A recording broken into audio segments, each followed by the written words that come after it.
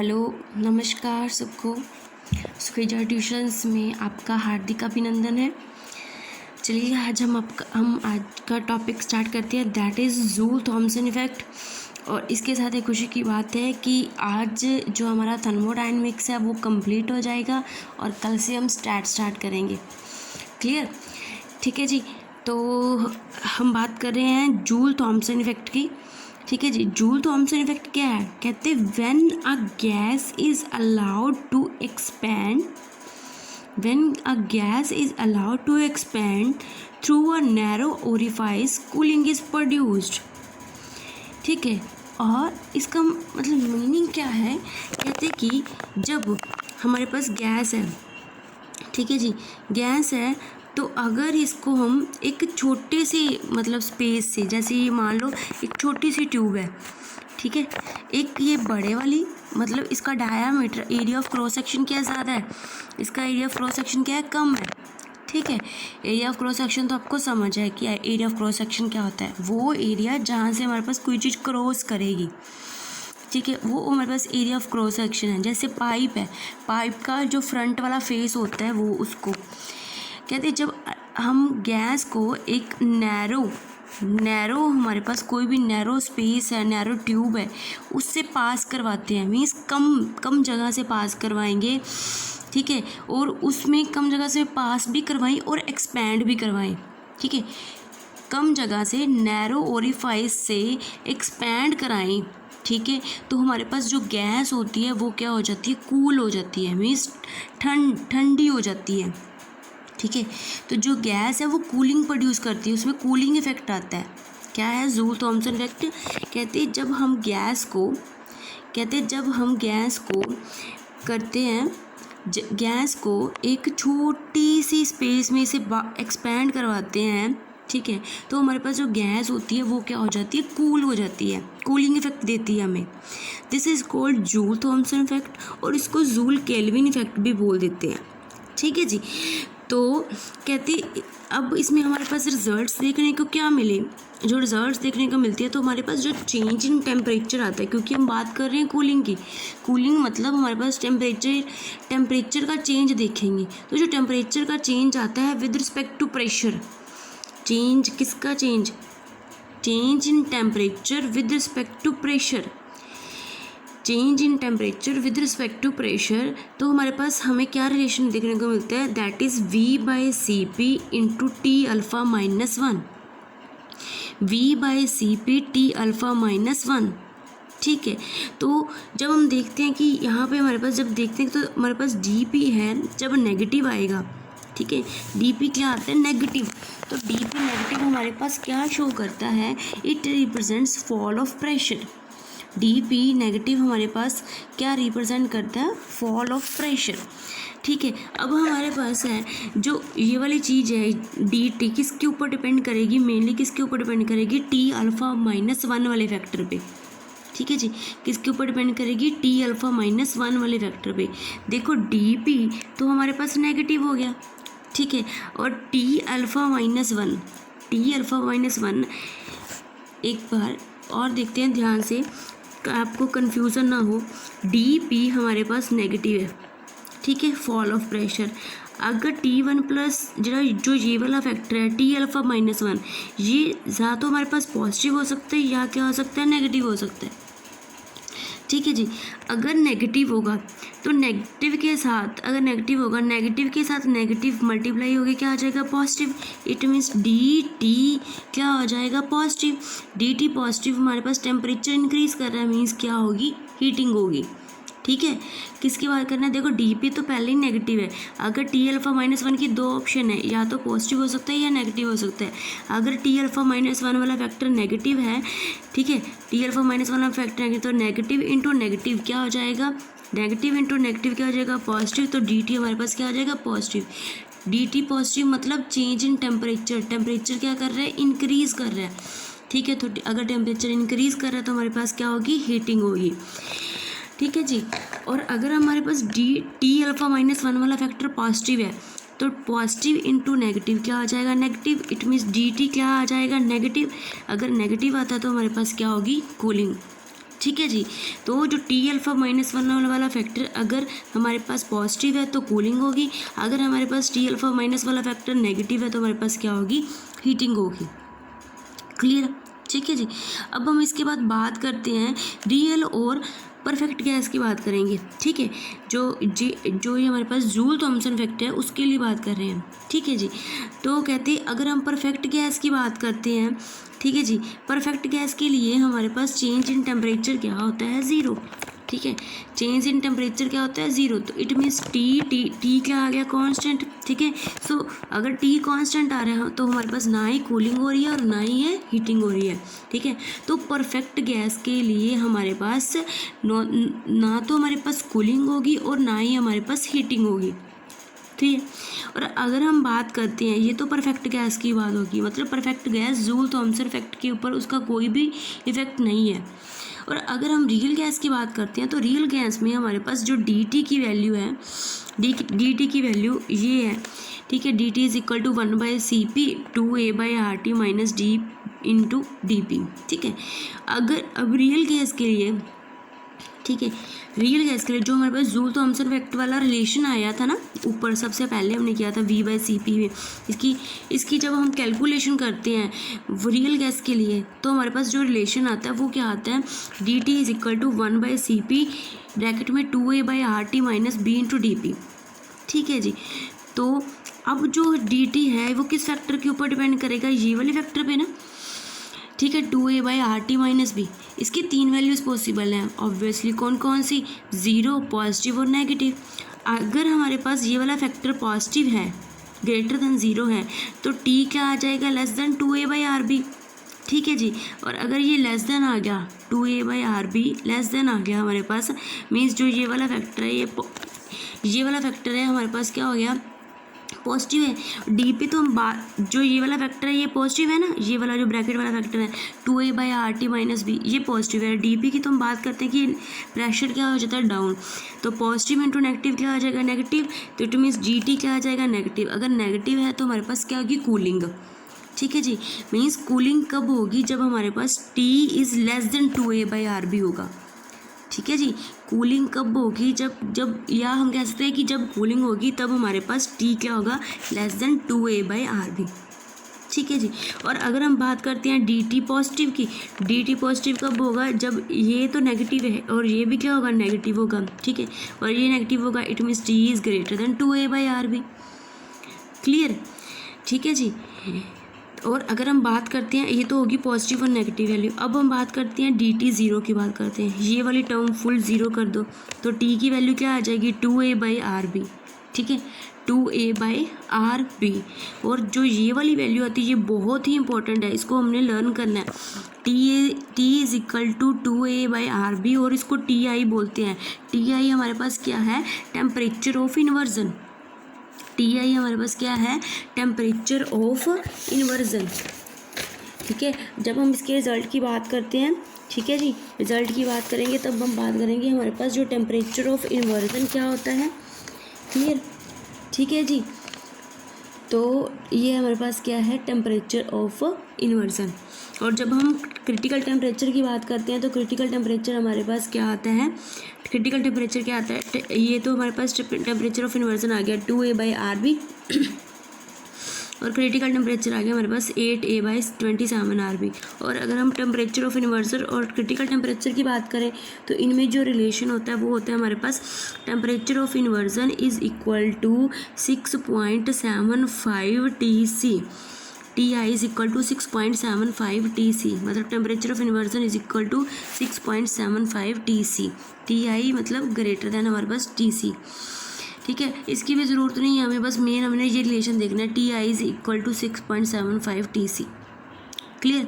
जो हमें इसमें से रिजल्ट देखने को मिलते हैं वो क्या है हमारे पास, कहते हैं all gases show, first result है हमारे पास जूल थॉमसन फैक्टर का, all gases show slight cooling except hydrogen.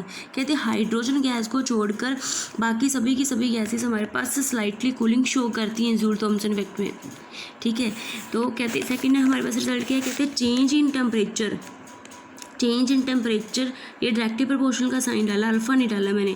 Change in temperature is directly proportional to the pressure difference. हमने पढ़ा था ना क्या रिलेशन था, D T is equal to V by C P T alpha -1 into D P, है ना। तो जो चेंज इन टेम्परेचर है वो क्या है, डी पी की क्या है, डायरेक्टली प्रोपोर्शनल है। It means change in temperature is directly proportional to the pressure difference. Clear. Third result हमारे पास क्या है, कहते हैं एट अ पर्टिकुलर टेम्परेचर। अब बात करेंगे टेम्परेचर ऑफ इन्वर्जन क्या था, कहते हैं at a particular temperature cooling disappears. कहते हैं एक टेम्परेचर आ जाता है जब हम गैस को नैरो ओरिफाइस में हम एक्सपैंड करवाते हैं, तो एक टेम्परेचर आता है जब हम गैस को नैरो ओरिफाइस में एक्सपैंड करवाते हैं तो हमारे पास कूलिंग होती है। ये तो जूल थॉमसन इफेक्ट है। पर कहती है एक पॉइंट पे जाके, एक टेम्परेचर पे जाके हमारे पास जो कूलिंग है वो ख़त्म हो जाती है, ठीक है। उसके बाद कूलिंग नहीं होती, उसके बाद हीटिंग होती है, और उस टेम्परेचर को हम क्या बोलते हैं, टेम्परेचर ऑफ इन्वर्जन। इन्वर्जन मतलब उल्ट हो गया, जहाँ पे हीटिंग हो रही थी हीटिंग रुक गई और हमारे पास क्या कूलिंग हो रही थी, कूलिंग हट गई, कूलिंग ख़त्म हो गई, और कूलिंग की जगह पे क्या होने शुरू होगी, हीटिंग शुरू होने होगी, ठीक है जी। तो जिस पॉइंट पे कूलिंग हमारे पास ख़त्म हो जाती है, कूलिंग गैस कूल होना बंद कर देती है, उस टेम्परेचर को हम क्या बोलते हैं, टेम्परेचर ऑफ इन्वर्जन। क्लियर, ठीक है जी। नेक्स्ट है हमारे पास क्लैशियस क्लैपेरॉन इक्वेशन। क्लैशियस क्लैपेरॉन इक्वेशन क्या है, कहते हैं जो क्लैशियस क्लैपेरॉन इक्वेशन है ये हमारे पास मेनली डील करती है change in pressure with respect to temperature, ठीक है जी। ये हमारे पास डील करती है change in pressure with respect to temperature, और ये हमारे पास मेनली डील करती है फेस चेंज के लिए डील करती है। फेस चेंज मतलब कि जब हम चेंज करते हैं कि मीन्स हमने जो हमारे 3 फेस होते हैं, सॉलिड से लिक्विड, लिक्विड से गैस गई, है ना। तो जो ये वाली चीज़ है ये हमारे पास डील करती है क्लैशियस क्लैपेरॉन इक्वेशन, और ये एल लेटेंट हीट की टर्म में है, ठीक है जी। लेटेंट हीट हो, जैसे भी हम फेस चेंज करेंगे, लेटेंट जैसे वेपोरेशन हो रही है तो लेटेंट हीट हो, वेपोराइजेशन हो गया, ठीक है। वैसे तो जो D P by D T है वो हमारे पास क्या आता है, L over T into V F minus V I, ठीक है। कहते हैं it is applicable to any, ठीक है, it is applicable to any phase change. इसका सिग्निफिकेंस बता रही हूँ, सीधी की सीधी इक्वेशन भी आपसे पूछ सकते हैं। तो क्लैशियस क्लैपेरॉन इक्वेशन क्या है, D P by D T is equal to L over T into V F minus V I, ठीक है। तो जो चेंज इन प्रेशर है वो क्या है, वॉल्यूम चेंज की क्या है, इन्वर्सली प्रोपोर्शनल है। सिग्निफिकेंस क्या है इसकी इक्वेशन का, कहते हैं this equation is applicable to any change, this equation is applicable to any change. Clear, ठीक है जी। और कहते हैं कि जब हमारे पास वॉल्यूम डिक्रीज़ होगा, ठीक है, तो जब वॉल्यूम डिक्रीज़ होगा तो ऑब्वियसली ये वाली चीज़ क्या आएगी, D P by D T क्या आएगी, नेगेटिव आएगी। तो देखिए, तो हम ये वाली चीज़ D P by D T या डी जो प्रेशर है, ठीक है, ये इसकी क्या है, जो हमारे पास वॉल्यूम चेंज है इसकी क्या है, इन्वर्सली प्रोपोर्शनल है। अगर ये कम होगा तो ऑब्वियसली प्रेशर क्या होगा, इंक्रीज़ होगा, ठीक है जी। अगर इसकी हम एक एग्जांपल लें, अगर हम इसकी एक एग्जांपल लें कि जैसे हमारे पास क्या है कि आइस है, आइस मेल्ट करती है तो वॉल्यूम क्या होता है, डिक्रीज़ होता है, और प्रेशर क्या होता है, इंक्रीज़ होता है, ठीक है जी। तो ये वाली जो क्लैशियस क्लैपेरॉन इक्वेशन है मेनली हमारे पास इसका जो सिग्निफिकेंस क्या है कि ये सभी फेसेस के लिए हमारे पास अवेलेबल है, मीन्स सभी फेसेस के लिए फॉलो करती है, ठीक है, एप्लीकेबल है। और जो वॉल्यूम डिक्रीज़ होगा, ठीक है, अगर वॉल्यूम डिक्रीज़ होता है तो प्रेशर क्या होता है, इंक्रीज़ होता है, ठीक है। टेम्परेचर इंक्रीज़ या डिक्रीज़ करेगा, मीन्स बॉइलिंग पॉइंट और मेल्टिंग पॉइंट क्या करेगा, इंक्रीज़ और डिक्रीज़ करेगा। क्लियर। नेक्स्ट है हमारे पास एडियाबैटिक डीमैग्नेटाइजेशन। इसमें कुछ खास नहीं है, कहते हैं कि जो पैरामैग्नेटिक सब्सटेंस हैं वो डीमैग्नेटाइज जब हम उनको करते हैं तो वो कूल हो जाते हैं, ठीक है जी। जो पैरामैग्नेटिक सब्सटेंस होते हैं, ठीक है, जब हम उनकी डीमैग्नेटाइजेशन करते हैं तो वो क्या हो जाते हैं, कूल हो जाते हैं। और कूल होने पे मतलब उनका टेम्परेचर क्या होता है, डिक्रीज़ होता है, और उसका रिलेशन क्या है हमारे पास, T F square minus T I square is equal to minus A H square by C H, ठीक है जी। T F square minus T I square is equal to minus A H square by C H, ठीक है जी। Okay, चलिए हम अब questions discuss करते हैं। फर्स्ट है, कहते हैं which of the following laws of thermodynamics leads to the inference that it is difficult to convert whole heat into work आएगा।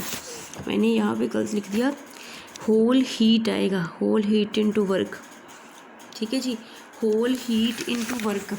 तो इनमें में से कौन सा लॉ है जो ये कहता है कि हमारे पास पूरी की पूरी जो हीट होती है, ठीक है जी, पूरी की पूरी जो हीट होती है उसको हम वर्क में नहीं कन्वर्ट कर सकते। जितनी हीट हम हीट इंजन को देंगे उससे हमें उतना वर्क नहीं मिलेगा।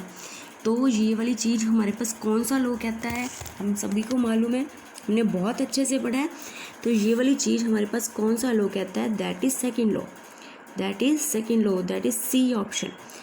ठीक है जी, तो जो सेकेंड लॉ है वो हमारे पास कहता है कि हम पूरी की पूरी हीट जो देते हैं किसी भी सिस्टम को अगर या इंजन को, तो हमें उसका 100% वर्क नहीं मिलता, क्योंकि कुछ डिसिपेटिव फोर्सेस और कुछ और चेंजेस की वजह से हमारे पास जो हीट होती है वो क्या हो जाती है, कुछ और किसी कामों में यूज़ हो जाती है, हमें हीट से उतना वर्क नहीं मिल पाता। ठीक है जी, नेक्स्ट क्वेश्चन है अब हमारे पास, if the temperature of the sink if the temperature of the sink is absolute zero, if the temperature of the if the temperature of the sink is absolute zero, अगर हमारे पास temperature sink का proper zero हो जाता है, ठीक है जी, तो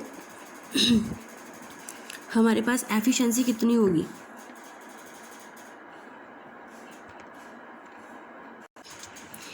कि जी temperature of the sink is absolute zero and efficiency of heat engine should be, first A option है हमारे पास 0, बी ऑप्शन है 50%, सी है 100%, डी है नन। तो हमारे पास जो हीट इंजन की एफिशिएंसी होती है उसका फॉर्मूला हमारे पास टेम्परेचर की टर्म्स में क्या आता है, 1 - T2/T1। ठीक है जी, 1 - T2/T1। ठीक है जी, तो अगर हमारे पास temperature of the sink is absolute zero, T2 sink का टेम्परेचर हमारे पास क्या होता है, 0। अगर ये वाली वैल्यू 0 हो गई तो ये पूरी की पूरी टर्म की वैल्यू क्या हो जाएगी, 0। तो एफिशिएंसी हमारे पास क्या आ जाएगी, 1 मतलब कोफिशिएंट ऑफ, मतलब हमारे पास जो कोफिशिएंट आ गया एफिशिएंसी का वो हमारे पास 1 आ गया, तो एफिशिएंसी हमारे पास क्या होगी, 100%। ठीक है जी, तो राइट ऑप्शन हमारे पास क्या है, सी। क्लियर, आसान था। थर्ड क्वेश्चन है हमारे पास, कहते हैं for the maximum efficiency of an engine with given source of heat the temperature of the sink should be. Maximum efficiency के लिए, मैक्सिमम एफिशिएंसी के लिए,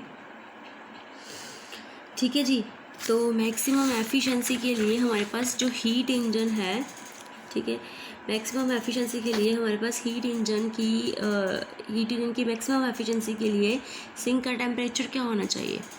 तो अभी हमने ऊपर ही डिस्कस किया है कि अगर सिंक का टेम्परेचर T2 अगर 0 होता है, ठीक है जी, तो हमारे पास जो एफिशिएंसी है वो क्या होती है, 100% होती है। ठीक है, तो राइट ऑप्शन क्या आएगी, डी, 0 केल्विन। बस हमेशा याद रखना है कि मैक्सिमम से मैक्सिमम एफिशिएंसी के लिए सिंक का टेम्परेचर 0 और सोर्स का टेम्परेचर इन्फिनिटी होना चाहिए। ठीक है जी, मैक्सिमम एफिशिएंसी के लिए हमारे पास सिंक का टेम्परेचर 0 और सोर्स का टेम्परेचर इनफाइनाइट होना चाहिए। क्लियर, ठीक है जी, चलिए नेक्स्ट क्वेश्चन पे चलते हैं। That is fourth question, when temperature difference between the source and sink increases. कहती है अगर सोर्स और सिंक का जो टेम्परेचर डिफरेंस है उसको इंक्रीज़ किया जाए तो एफिशिएंसी के ऊपर क्या इफेक्ट पड़ेगा। ए ऑप्शन है हमारे पास इंक्रीज़ करेगा, बी ऑप्शन है डिक्रीज़ करेगा, सी ऑप्शन है नॉट अफेक्टेड। ठीक है जी, तो और सी ऑप्शन है नॉट अफेक्टेड, डी ऑप्शन है मे इंक्रीज और decrease depend upon the nature of the working substance. ठीक है जी, तो जब हम बात करते हैं जो हमारे पास एफिशिएंसी है इसका हमारे पास फॉर्मूला क्या आता है, इट इज इक्वल टू, अगर टेम्परेचर डिफरेंस की बात करें तो क्या आता है, T1 - T2/T1। तो ये क्या है, टेम्परेचर डिफरेंस है ना, T1 माइनस T2। और एफिशिएंसी इसके क्या है, डायरेक्टली प्रोपोर्शनल हो गया। ठीक है, अगर टेम्परेचर डिफरेंस इंक्रीज़ करेगा, इंक्रीज़ करने की बात कर रहे हैं ना, कि अगर टेम्परेचर डिफरेंस इंक्रीज़ करेगा तो क्या एफिशिएंसी और टेम्परेचर डिफरेंस क्या है हमारे पास, डायरेक्टली प्रोपोर्शनल है, तो एफिशिएंसी भी क्या करेगी, इंक्रीज़ ही करेगी ना। क्लियर। ठीक है जी, तो राइट ऑप्शन हमारे पास क्या आएगी, ए ऑप्शन। ठीक है जी, राइट ऑप्शन क्या आएगी, ए ऑप्शन। फोर्थ की ए ऑप्शन, कि जब हमारे पास टेम्परेचर, सोर्स और सिंक का टेम्परेचर इंक्रीज़ करेगा तब हमारे पास एफिशिएंसी भी क्या करेगी, इंक्रीज़ करेगी। क्लियर। नेक्स्ट क्वेश्चन देखिए, कहते हैं what is the name of device. अब हमने डिवाइस का नाम बताना है। ठीक है, use to transfer heat from a sub system at lower temperature to surrounding at high temperature. ठीक है जी, कौन सा डिवाइस है जो लोअर मतलब कोल्ड बॉडी से हीट लेके, कोल्ड बॉडी से हीट लेके हॉट बॉडी को देता है, मीन्स कूल करता है, जो ठंडी चीज़ है उसको और भी ठंडा करता है। ठीक है, तो ऐसा काम हमारे घर में एक चीज़ होती है, सभी के घरों में होती है, जो कूल करती है। अब गर्मी चल रही है तो उसके बिना तो बिल्कुल भी नहीं चलता है। आप समझ गए होंगे मैं कौन सी चीज़ बोल रही हूँ। ठीक है, तो कौन सी चीज़ है जो लोअर टेम्परेचर मतलब कोल्ड बॉडी से हीट लेके हॉट बॉडी को देती है। देखिए, ये मैं किसकी बात कर रही हूँ, रेफ्रिजरेटर की, फ्रिज की बात कर रही हूँ।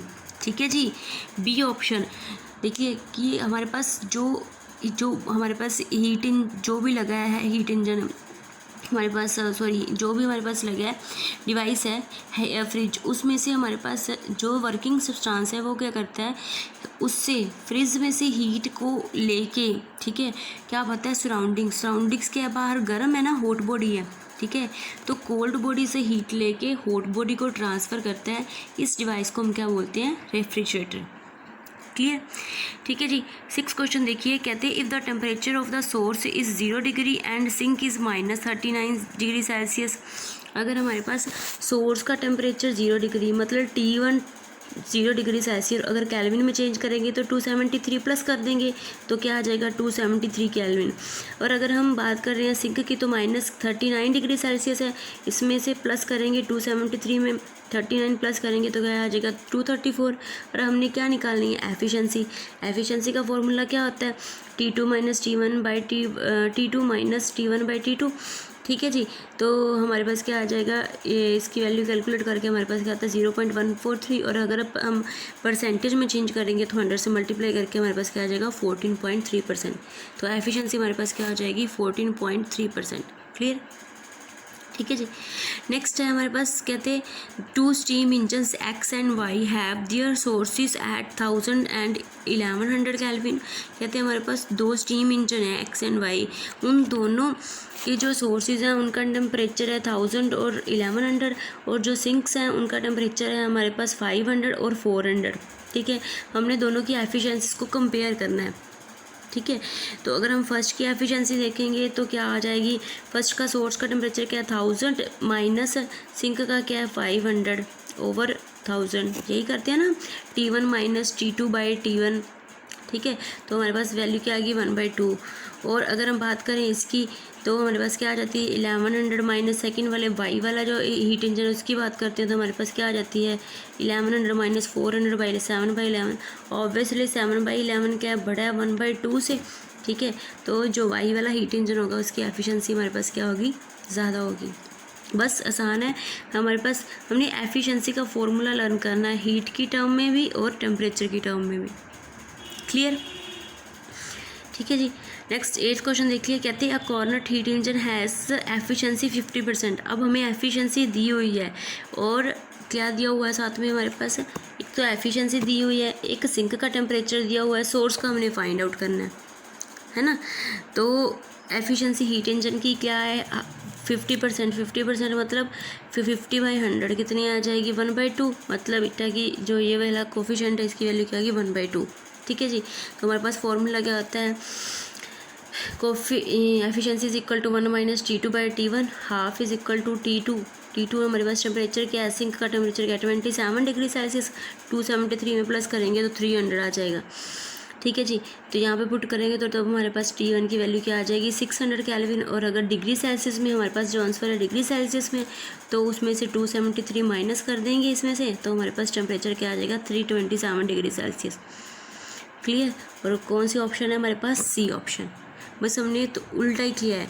फर्स्ट जो पहले वाला न्यूमेरिकल था उसमें हमारे पास सोर्स और सिंक का टेम्परेचर दिया था, हमने एफिशिएंसी फाइंड आउट करनी थी।